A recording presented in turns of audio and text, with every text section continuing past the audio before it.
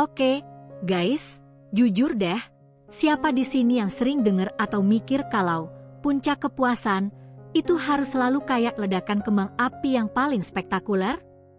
Seolah-olah ada satu standar emas yang kalau nggak tercapai, berarti ada yang salah sama kita atau hubungan kita. Padahal, mitos ini tuh kayak hantu. Selalu ada tapi nggak pernah kita omongin secara jujur dan terbuka. Ini dia mitos terbesar yang bikin kita semua jadi overthinking.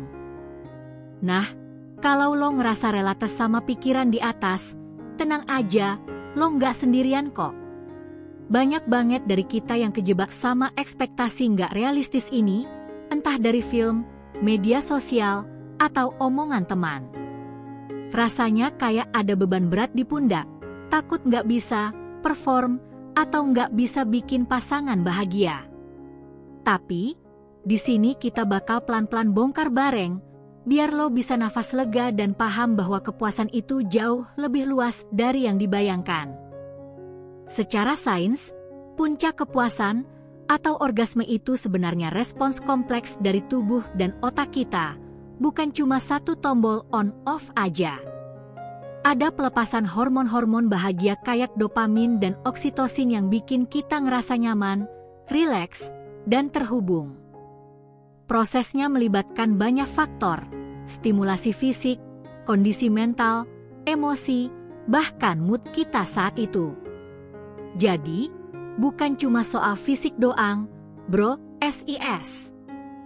Hati-hati, ada beberapa red flag atau kesalahan umum yang sering kita abaikan karena terpaku pada mitos ini. Misalnya, cuma fokus pada satu jenis stimulasi aja, atau malah jadi tertekan karena harus mencapai sesuatu, bukan menikmati prosesnya.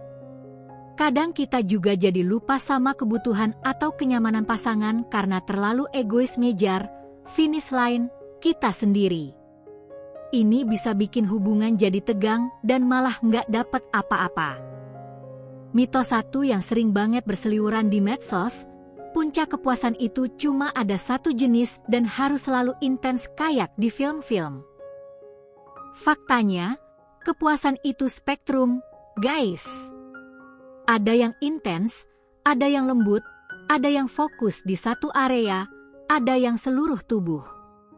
Setiap orang dan setiap momen bisa beda-beda, dan itu normal banget. Nggak ada satu cara yang benar buat merasainnya, apalagi membandingkan dengan yang instan di media sosial. Terus, mitos 2 yang bisa ngerusak hubungan. Kalau pasangan gue nggak mencapai puncak itu, berarti gue gagal atau dia nggak cinta sama gue. Ini salah besar. Fokus yang berlebihan pada hasil akhir justru bisa menghilangkan esensi keintiman, yaitu koneksi dan eksplorasi bersama. Kepuasan itu bukan kompetisi atau ujian cinta. Yang penting adalah pengalaman yang menyenangkan, nyaman, dan saling menghargai.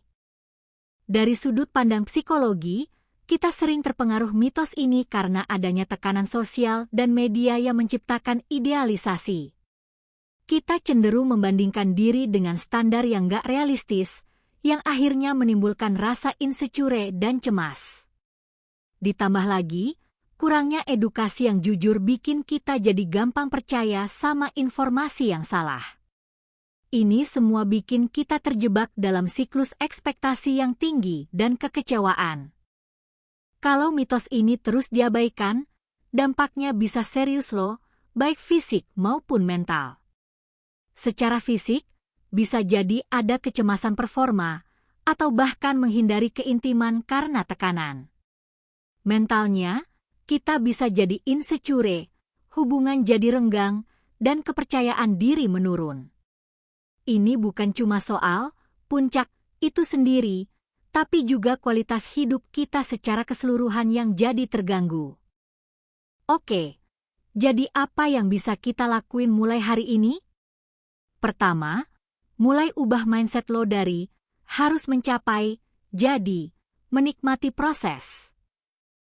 Eksplorasi apa yang bikin lo nyaman, apa yang lo suka, tanpa ekspektasi yang muluk-muluk. Fokus pada sensasi, bukan pada hasil akhir. Coba deh, ini bakal ngasih pengalaman yang beda banget dan jauh lebih otentik. Nah, ini bagian penting, komunikasi sama pasangan. Ngomongin ini mungkin awalnya awkward, tapi itu kunci. Mulai dengan bilang, aku lagi belajar banyak nih tentang kepuasan, dan aku pengen kita bisa lebih jujur dan nyaman ngobrolin ini. Ungkapin apa yang lo rasain dan dengerin juga apa yang pasangan rasain tanpa menghakimi. Ingat, ini perjalanan bareng, bukan ujian individu. Jadi, momen terbesar kita hari ini adalah puncak kepuasan itu bukan tujuan tunggal yang harus dikejar mati-matian, tapi sebuah spektrum pengalaman yang sangat personal dan beragam. Inti dari keintiman sejati adalah koneksi, kepercayaan, dan eksplorasi bersama tanpa tekanan. Ini bukan tentang finish line, tapi tentang perjalanan yang lo nikmati bareng orang yang lo sayang. Rasanya lega banget kan kalau tahu ini? Gimana menurut lo, guys? Ada mitos lain yang pernah lo percaya? Atau ada pengalaman yang pengen lo share tapi malu? Yuk, ceritain di kolom komentar di bawah secara anonim kalau perlu. Kita bangun komunitas yang saling support dan gak menghakimi di sini. Jangan lupa like, share, dan subscribe kalau video ini bermanfaat buat lo. Sampai jumpa di Deep Talk selanjutnya.